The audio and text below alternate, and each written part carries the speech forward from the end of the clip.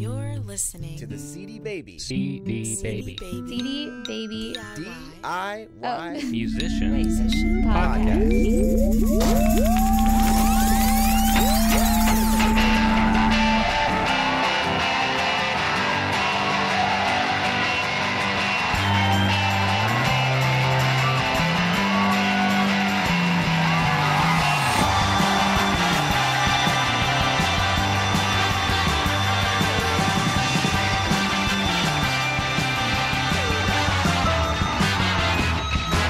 Hey there, and welcome to episode number 80 of the CD Baby DIY Musician Podcast.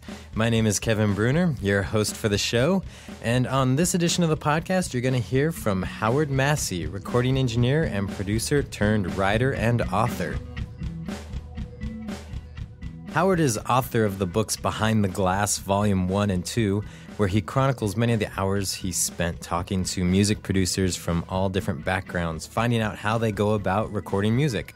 People like George Martin and Daniel Lanois, to name a few.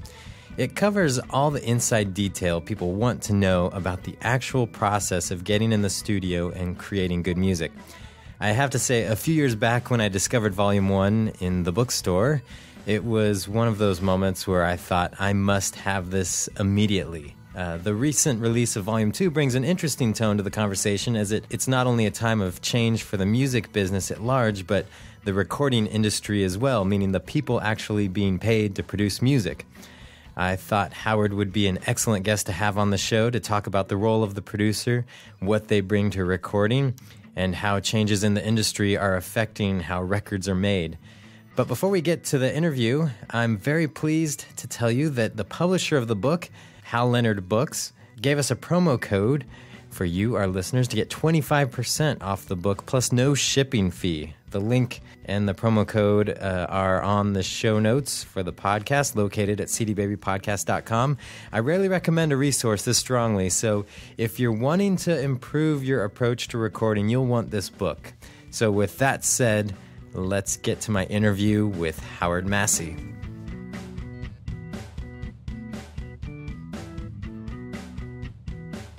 Well, joining me on the phone is Howard Massey, a record producer, engineer, and author of two books, Behind the Glass, Volume 1 and 2. Howard, thanks for taking time out of your day to join us. Thank you, Kevin. Appreciate it. Well, why don't you start things off by telling us a little bit about your background as a record producer, engineer, and then you can move into kind of what led you into getting together with all sorts of producers to put together these books. Sure. Well, I started out trying to be a rock and roll star. I started out as a musician, actually, and didn't get extremely far with that. I was living in London in the late 70s, early 80s. I was touring with a band, and we managed, it's kind of a classic story, we managed to scramble to the top of the heap and headlined at the Marquee Club in London, which was as big as it got on that circuit, and then broke up that night. And since I was the main songwriter in the band, the one good thing that came out of it was I was offered a publishing deal by a major publisher, and for a few years was sort of living by writing songs. And in those days, there were no home studios, so if you wanted to do a demo of a song, the publisher had to book you some studio time. And so I started working a lot in recording studios, and just was fascinated by the technology and would be asking engineers, what they were doing and why they were doing it.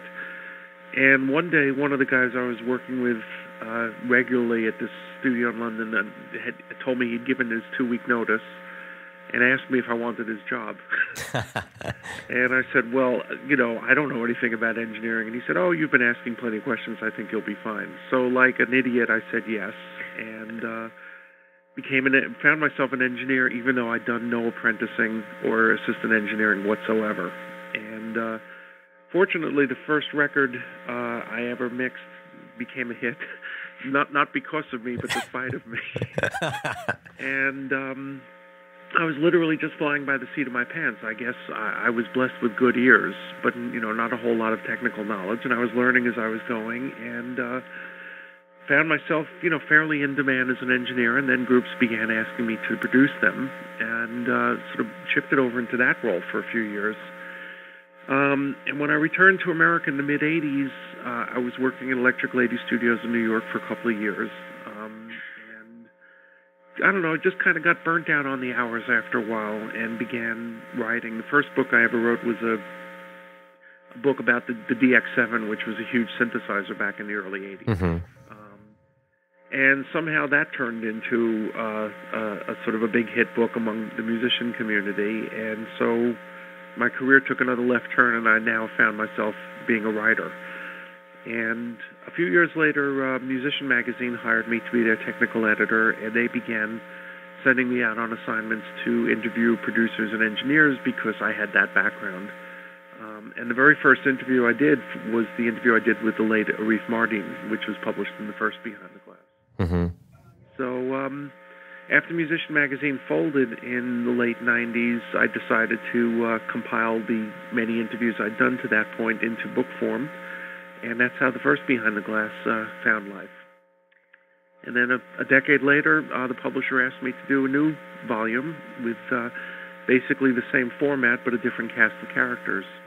And that, I think, is the story in a nutshell. Before we get to some of the details of the books and your interviews, just in case some of our listeners aren't that familiar with the role of the producer, what is the producer and what skill sets do they possess, and why are they so important to the recording process? The best analogy I can give you is a record producer is equivalent to a film director. He or she is the person that's there to provide the overview and keep their eye on the big picture. The recording engineer is responsible for getting the sounds down and shaping them. And very often the producer will give the engineer a lot of latitude. George Martin, for example, was famous for really never giving his engineers very much direction at all. He trusted them to get the sounds together and get things balanced. He focused on the arrangements and the music. There are plenty of producers today who focus on technical aspects as well as the musical aspects, but it's the one central person who's looking at the big picture, has to act as a liaison between the artist and the record label that's paying for the sessions. So there's a certain amount of responsibility involved. You're given a budget, and you have to meet the budget, and if you come in over budget, usually they take it out of your pocket. So it's a role it's sort of part diplomat, part musician, part psychologist. It's a very, very broad role, and very few producers out there sort of manage to fill all the roles completely. But there are various producers. There are people like Hugh Padgham who are very technical and focus on the engineering aspects. And then there are the producers out of the Trevor Horn or George Martin school that focus more on the musical aspects. But basically, you're the one person in charge. Do you find that it's helpful if the producer has that engineering background? I'm pretty sure that most of the producers I've worked with had that background, but it's probably not necessarily a requirement. Yeah, I would agree completely. It's helpful, but not a requirement. I mean, these days, more and more producers are technical because people are making records in bedrooms and because of Pro Tools and because these days musicians are wearing many different hats. Very often it's the same person who's the artist and the engineer and the producer, which isn't necessarily a good thing. A lot of the old school guys really, and I think with good reason, decry the fact that people are doing too much these days. I mean, nobody can be good at everything. And in the good old days, quote unquote, the musicians focused on music and the engineers focused on the sound and the producers sort of kept the whole thing together. There was a lot of teamwork and a lot of collaboration. These days, a lot of records, unfortunately, are being made by one person in a vacuum. And the records may sound great and they may be terrific records, but there's something to be said for teamwork. Mm-hmm. What you just described there about some of the old school guys not liking the process now reminded me of your Nashville panel in Volume 2 of the book, where you talked to some well-known producers in Nashville, and it was a very interesting panel to read because I lived in Nashville for a while and had some experience in the industry there, and I could really tell that those guys were from Nashville because those sentiments have been around for a while. But But it's not just Nashville. Yeah. I think you could go to any big music city and you'd find the same sentiments from the guys who were around 20 or 30 years ago. But when things were being done differently. Yeah. The one thing that was interesting to me in their discussion was that one focused a little bit more on the industry at large as it relates to the record producer, as opposed to most of the book is producers talking about how they actually produce things. Right. And it was interesting to hear their comments about everything from, the state of the industry to, people using pitch correction and budget issues that they're facing now. What did you take away from that discussion? Having, a lot of your experience being back in the old school days, and as far as your experience as a producer to now what producers are dealing with and where things might be heading for the producer role. Well, what was interesting to me between the two volumes is I think the first book that was published 10 years ago, there was a lot less emphasis on budgets and business aspects because budgets were still there. It was before the record industry began its big nosedive. These days, everybody's much more conscious of the fact that you've got very little money to make a record and very little time in the studio, and you have to be extremely efficient and do as much as you can at home. And people are really just renting studios for drums and sometimes for mixing. And other than that, a lot of the work is being done, as I said, by one person, perhaps in isolation. So I found it fascinating that there was a lot more concern and discussion about the business aspects this time around. I wasn't hearing as much of that when I was compiling the interviews for the first book. Do you think there's a bit of a role change for the producer, as it might have been back in the day, where now they might need to be more actively looking for talent and developing talent instead of just relying on record companies to bring the talent to them to make the record? Well, absolutely. I mean, the record companies really have very little role anymore. There's very little that a record company can do for you that you can't do for yourself. So, yeah, they're having to be more all-in-one shop. A lot of these guys who 10 years ago were using engineers now are doing their own engineering. They've got their own Pro Tools rig because there isn't the budget to hire two people, and they'd rather, get hired than be left out in the cold. A lot of big producers now have home studios, and what makes them attractive to artists that they're working with is that they can turn in an album at a much lower cost because they don't need to go into a big recording studio at an hourly fee. So I think you'd be amazed at the number of really big-name producers that are doing most of their work in their living room, their bedroom, or in their garage. It's pretty astounding how things have turned around. Well, one thing that I found interesting from that Nashville panel is that, obviously things have been changing for these guys and adapting to a new set of rules as far as how things are going to progress. But it also seemed like their working relationship with the artist is changing, especially when, I forget which producer it was, commented that, an artist just said, here's the final, takes, mix it, do whatever you want with it. And he was kind of upset because they wanted the artist to be passionate about it. And from the independent artist aspect, I think a lot of artists have so much on their shoulders that by the time they've gone through the whole process that, they're acting as the label, the producer, the everything. By the time they get to the mix engineer, they're just ready for someone else to have that creative input, and they're just burnt out. And it just seemed like that kind of was a shift that they were facing that they hadn't had to face before, when the artist used to be just the artist. Yeah, it's an interesting perspective. Quite frankly, it never occurred to me, looking at it from the artist viewpoint, that they might be, as you said, burnt out and willing to hand over their project to someone else. Since the Beatles came around in the 60s, that was not the case. The Beatles were the first artists to take an active involvement in the mixing and the sequencing, and even then, only in the middle of their career did they get to that point. In that way, I guess maybe things have come full circle, because back in the 50s and early 60s, the artists had very little to do with the record. They were sort of wheeled in, sang their part, and left. And it was left up to the producer and the engineers to put it together. Very often, the first time an artist would hear their record in its completed form was when they heard it played on the radio. So it's interesting that, perhaps things are coming full circle today, and I believe the engineer or the producer you're referring to is Justin Niebank, who's very much all about passion. And Mm-hmm. I remember the look on his face. He couldn't understand why an artist wouldn't want to be involved in Yeah. that. But I guess, in some ways, as you said, it's a way of injecting back in that collaboration or that teamwork aspect.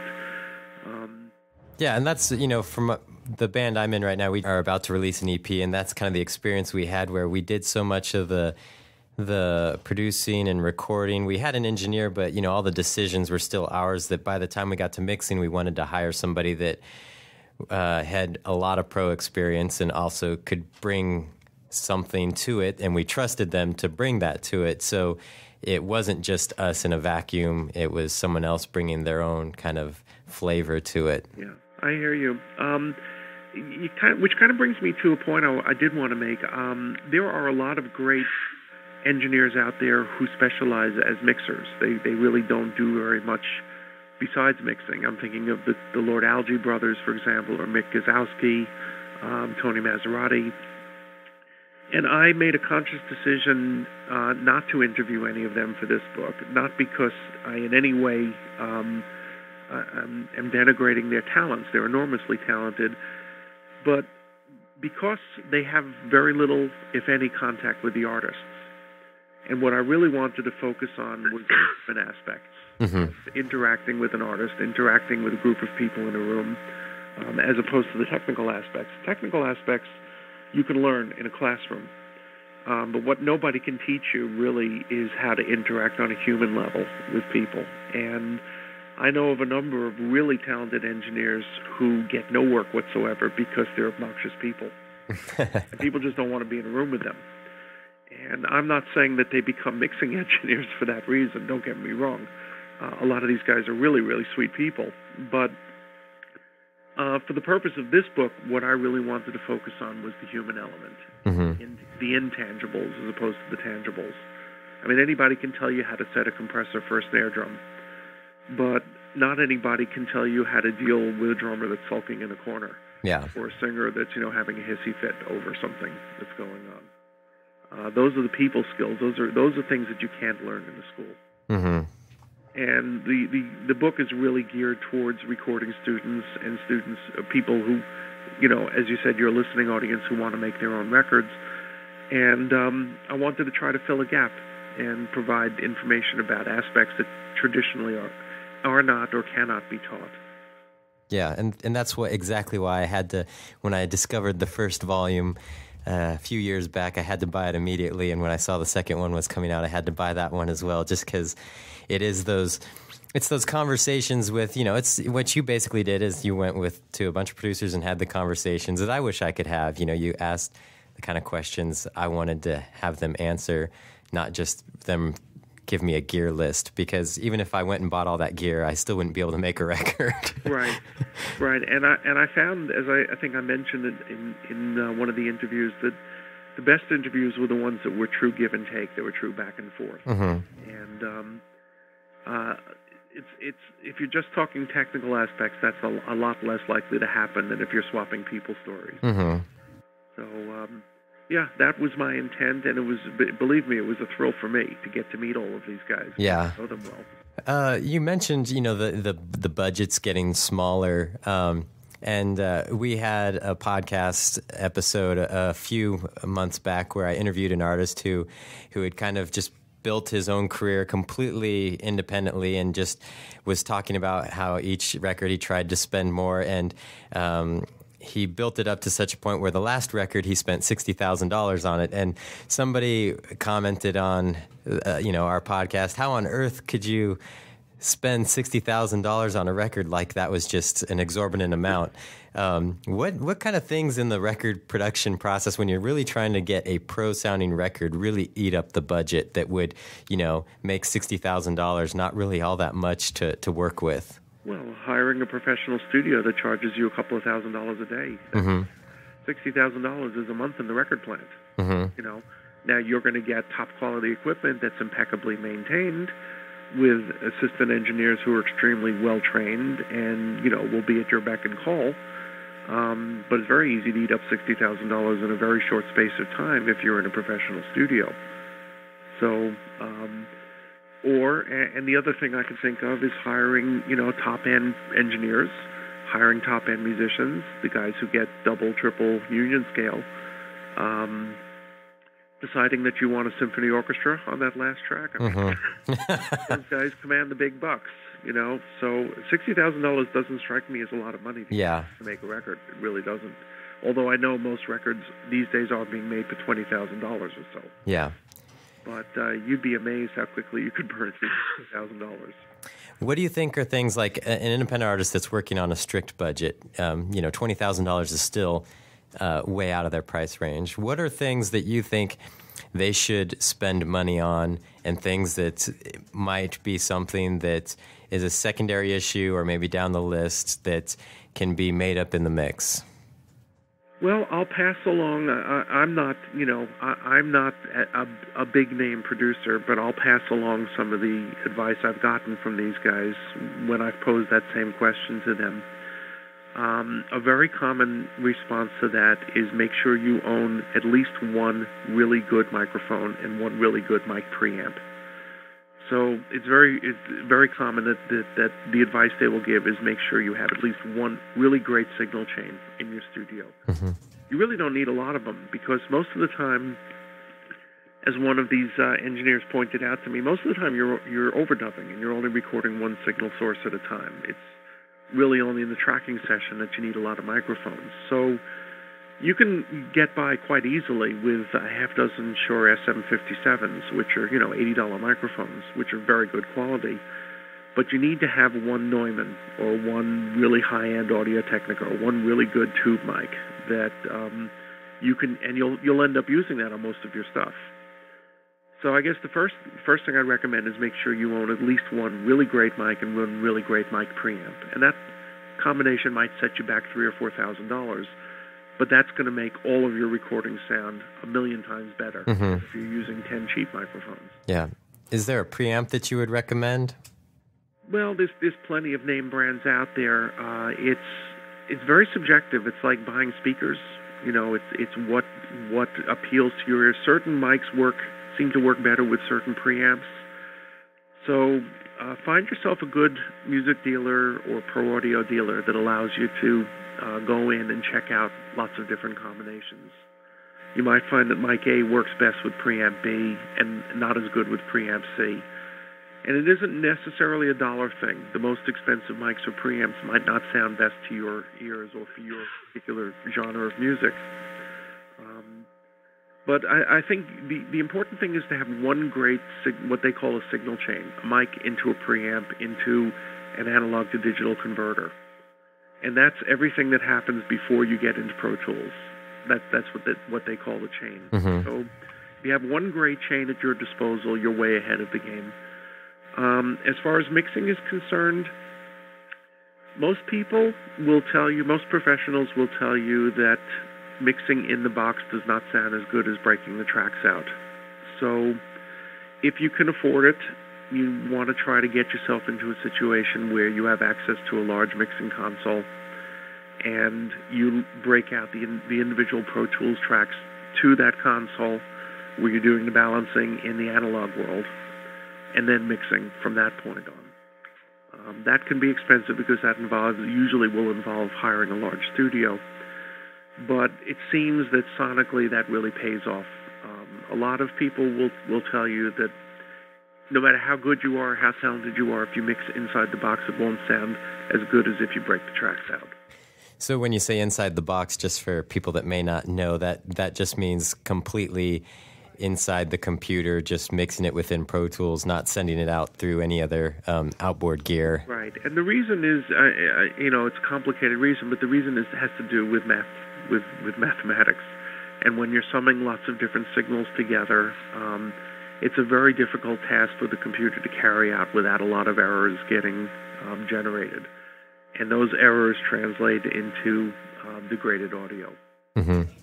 So I think, if I were condense down the answers I've gotten from these 70 or 80 guys I've talked to, they would advise you to get one great signal chain and try to mix outside of the box when you can. Was there anything that surprised you, after interviewing so many producers, like some technique that somebody was doing that you were kind of, I never expected that. I know when you interviewed Daniel Lanois, I was surprised that, he was really into just, the same kind of recorder I'm using to record this interview, having a couple of those sitting around the room. Yeah, that was so cool. That was the answer that was about to be in my head. That was a real wake-up moment for me. He was so excited about it. I mean, he was kind to invite me to his home, and he's sort of running all around his house, grabbing these things and saying, "Look at this! Put this here! Do this! Do that here!" I mean, there's such passion in him. It was a great little technique that he described, and it definitely woke my eyes up. Just for people who haven't read the book, he's talking about getting 3 or 4 of these little Edirol stereo recorders, which are just a few $100s each. And when you're recording a band, placing them around the room in various spots so that you have different perspectives and different placements of the same piece of music. And you can then take the audio out of there and dump it into a Pro Tools system and line all the tracks up. And each track just basically gives you a different perspective of the sound, which you can then balance together. And I have not tried it myself, I have to say, but he was really excited with the kind of results he got. Yeah, it sounded like a cool way, especially when he was talking about it, I really thought it would be a cool idea, especially for like a jazz group, like a jazz ensemble or something, to really get a full, rich sound on really cheap budget, but at the same time, if you're, it also requires you're playing good quality instruments, but, like if you're that kind of genre, it just seemed like it would be a no-brainer to give that a try and really make a great sounding record really cheaply. Exactly. And, he's such a creative person, the work that he does with Brian Eno and on his own, that it shouldn't have come as a surprise to me that he had such an off-the-wall idea, but that's the kind of thing that he's really known for. I want to tell you about another moment that was a real, I'm not going to say it was a surprise, but it was one of these great duh moments that, why didn't I think of that before? And it's a moment that really sticks out for me. I was interviewing John Kurlander for the second book, and John is probably one of the world's leading orchestral recorders. He's done all of the recording for all of the Lord of the Rings movies, and he's got a shelf full of Emmys and Oscars and Grammys, and he also served an apprenticeship at Abbey Road Studios working with the Beatles. He was assistant engineer on the Abbey Road album, and we were talking about the analog versus digital debate, which still rages, believe it or not. And he was telling me the story of how Abbey Road was one of the very first studios to get in a digital recorder, which he described as being really terrible quality at the time. This would have been in the early 90s. Yeah. They were told they had to use it. It was a new piece of equipment that EMI had developed, and they had to figure out a way to use it.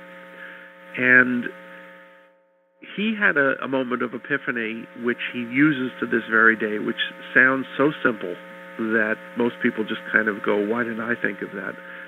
He said, you can work with the crappiest sounding digital system, the crappiest sounding converters. You can get great records out of even the worst system if you just follow this one simple rule, which is never, ever listen to the input signal. Only ever monitor the signal leaving the system. Because then you can make all the adjustments you need to. You're only listening to the signal through the converters and through the system. And you can make whatever adjustments you need to compensate for the weaknesses in the system. And he said to me, to this day, I never, ever listen to the input signal. I'll go out into the studio and listen to what the violin actually sounds like in the room. But when I come back into the control room, I'm not going to listen to the signal arriving at the desk from the microphone. I want to hear that signal after it's passed through all the converters and through the system. Mm-hmm. And that way I can accurately match up the two. It sounds very obvious, but he's the only person who ever actually said that to me. So how might that translate into like the systems a lot of people might be using that? So what he's saying is, okay, no matter what microphone you're using, no matter what computer you're using, only ever listen to the signal that's leaving the computer. Don't ever listen to the signal arriving at the computer from the microphone. Just listen to what's coming out of the computer. Okay. Because then you're hearing it post-conversion. Mm-hmm. And you're hearing it post-everything. And he said that will enable you to get a good result out of even the worst system, because you're hearing in other words, if you're listening to the incoming signal, nobody else ever gets to hear that incoming signal except you. Mm-hmm. So what's the point? Well, it sounds obvious, but it was a real dumb moment. It was a real eye-opener. Mm-hmm. I related that to a number of other engineers, and they've kind of stopped and looked at me and said, wow, I never thought of that. Sometimes the simplest things. Exactly. What kind of advice do you have for an independent artist that might be ready to start working with a producer, just as far as like finding a producer, how to approach them, and what producers may or may not be even worth considering doing their project? Well, let's see. I guess the first piece of advice I would give is, just because you think you're ready for a producer doesn't mean the producer's ready for you. And I don't mean that to sound cold or nasty in any kind of way. It's just that what I'm trying to say is you cannot ever be the best objective judge of your own work. Mm-hmm. And so I think the other part of what I'm saying is be prepared for rejection. Be prepared to have a thick skin. You know, when I was knocking on doors as a musician, I managed to compile a stack of rejection letters about 5 inches high. And what I'm saying is, you may feel you're ready, and you may feel you're ready to take the world by storm, and that people who don't recognize your talent don't know what they're doing. It's not necessarily the case. It is possible you need some more seasoning, or you need a little more work in one direction, and you have to be flexible enough within yourself to accept constructive criticism. Most producers I know are very, very nice, kind people, and they're not sadists, and they're not interested in hurting you or inflicting pain. They're interested in helping artists develop into really good artists. And if a producer tells you, I don't think you're quite there yet, or think you need to focus on this and work on this and come back and see me in a year, take it at face value. I mean, accept it, and accept the fact that there may be room for improvement. Most professional producers will not want to work with an artist until they've attained a certain level of skill. And you may feel you're there, but you may not be there because you can't be an objective judge.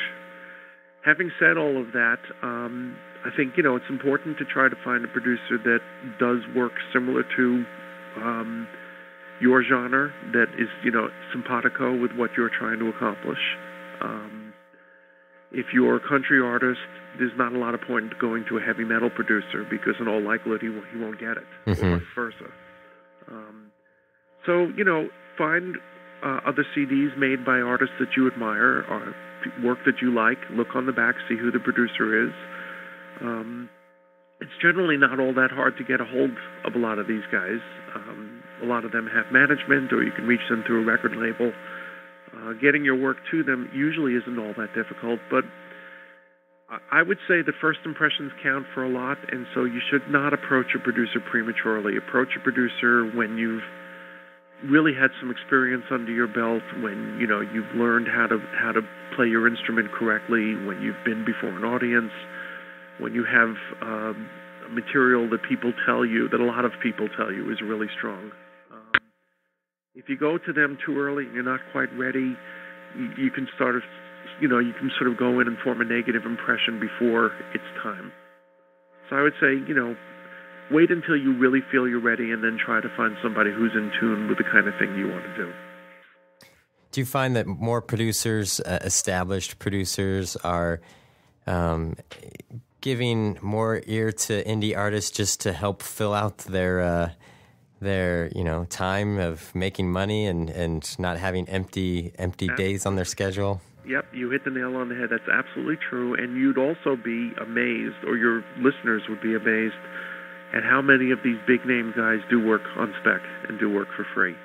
If they really believe in what they're doing, then they're very happy to give their time for nothing or for really low rates. Mm-hmm. In order to, have a stake in your future and hopefully work with you after you get signed and make some noise and sell some records. So, what you said is absolutely true. They're all filling in the gaps with an eye towards indie artists. Going back to a little bit of how the artist has to take on some of those producer roles in these, self-produced albums, what are some of the details that a producer would normally cover that the average independent artist that's, maybe just got one or two albums under the belt might be missing as they approach record recording? Well, a producer will usually have, an established producer will usually have a really well-stocked Rolodex. They'll know the great musicians in every big town across the country, whereas you as an individual might not know. Now you may feel that, especially if you're working in a band, you may feel that you don't have a need for outside musicians. But every once in a while, that one outside guy can really make all the difference. I mean, everybody remembers the experience with Let It Be when the Beatles brought in Billy Preston, and it kind of snapped them back to attention and got them playing well again. So that's one thing, is the networking. A producer will typically know the best musicians, he'll know the best recording studios, he'll know the best engineers. They'll have a lot of contacts that you won't necessarily have. And they also typically have a lot of clout with record labels. I mean, A&R people are not necessarily renowned for having a lot of imagination. And they will, if a big-name producer that's made a lot of money for them in the past comes to them and says, this is an artist I think you should pay attention to, they're more likely to do that. So they can certainly be a big help in terms of opening up doors for you. Well, I guess the one last question I have for you is, after doing both these books, talking to so many producers and getting so many different perspectives, what do you think the future of the actual recording business is? I know a lot of it's, artists are recording at home and doing some great records, but part of me is excited by that, but part of me thinks I would hate for all these great recording rooms to get closed down and people forget about them, where you can get amazing drum sounds, or these producers that just make exceptional records no longer have a place. What do you think the future is for the recording business? Well, it's funny you should ask me that, because I asked that very same question of a panel of producers that I hosted at the AES show last October. And I wish I could be more optimistic than they were. They were not particularly optimistic. I have to say I feel much the same. It's been a tough time, not just because of budgets, but because of things like auto-tuning. And there's a whole generation now of people growing up that never have heard music on anything but a pair of computer speakers, and therefore don't have a sense of what good audio really should sound like, because computer speakers, or worse yet, iPod earbuds, by their very nature, only produce a very small frequency range. So you literally can't hear everything that's there. And you're hearing a little piece of it, and you think, well, this sounds okay, but it really isn't okay, because you're not hearing what you would hear if you took your earbuds off and heard the band in the room with you. And then things like auto-tuning are a little bit frightening, because its use has become so prevalent that people believe now that that's what the human voice actually sounds like, which it doesn't. On the other hand, taste is taste, and trends are trends, and things come and go. I think the fact that people are able to make records in their bedrooms and living room is great. If we can find a common ground and a way to get teamwork and collaboration back into the picture somehow. The thing I don't think is great is working in isolation. So there's always going to be a market for music. People, music has been with us since primitive times, and I'm sure people will always want to have music around. Whether there's going to be as much of a need for great recordings, I don't know. That's what I'm a little less optimistic about. I wish that, maybe 10 years from now, earbuds will sound good and computer speakers will sound good. Right now, they don't. Yeah. And unfortunately, as I said, that's what most people are listening to their music on. Also, MP3s, those are certain to get better. I'm quite sure that those will improve as time goes by. But right now, it's a little sad, because most people are listening to very low-quality audio on very low-quality monitoring systems. and therefore there isn't any kind of real demand for high-quality audio because people aren't listening to it that way. Hopefully things will turn around. Things usually are cyclical. Yeah. I'm confident they will. I think it's a matter of time as far as the MP3 issue. It's really more issue of memory capabilities and not people's choosing lesser quality audio and just having, your music catalog not take up a terabyte drive. Right. And I'm certainly not sad about record labels losing all of their power because they have been, treating artists badly for many, many years. The one thing that is sad about the record labels going away is that there's no longer a filtering mechanism in place. Yeah. Good, bad, or indifferent. Everybody can get their music out to everybody, which sounds great on the face of it, but that means that there's so much more noise. And it's so much harder for the cream to rise to the top and get through. Whereas at one time, there was a fairly small group of people who controlled what most people heard. Because they controlled, what records got made and what records got played on the radio. Admittedly, a lot of them had cloth ears and bad taste, but there was a mechanism of some kind, and now that there is no mechanism, so hopefully something will take its place. Because, there's a lot of great music out there, but there's also a lot of not great music out there. And, it would be a shame if some of the great music fell by the wayside because it just couldn't get through all of the crowd of other stuff that was sort of clogging up the airwaves. Well, I'm confident that issue will start to work its way out as well as new technologies arise and music discovery engines and things like that get put into place that kind of help that discovery process. Well, Howard, I appreciate you taking time out of your day to be on the podcast. I can't recommend your books enough as, we just scratched the surface, if even that, in talking about them today, but there's just so much good information. And the best thing that I found in the books is that there's so many different and varying viewpoints on how to do some of the same things. And I think that to me just makes it even more worthwhile because what works for one person may not work for all. And so it's great to hear varying viewpoints. Well, thank you. It really has been a pleasure chatting with you. Thanks a lot. All right. And we'll put a link to the books on the podcast website. And hopefully some of our listeners will go over there and check it out. That'd be great. Appreciate it. Have a great day, Kim. You too, Howard. Thanks. Okay. That's going to do it for this edition of the podcast. Thanks again to Howard for being on the show. And a special thanks to his publisher, Hal Leonard Books, for offering the 25% discount to our listeners. To check that out, just head over to cdbabypodcast.com. Well, our next episode will be a roundtable edition, which means we'll be playing your calls and talking about your feedback on the show. So feel free to call our listener line at 206-426-5683, or you can email us at info@cdbabypodcast.com. We're also always looking through your comments on the podcast page, so feel free to leave comments on the show notes there.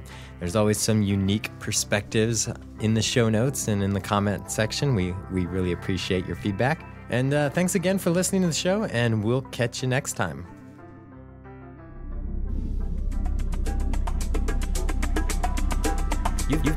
You've been listening to the CD Baby DIY Musician Podcast, broadcasting from Portland, Oregon, USA.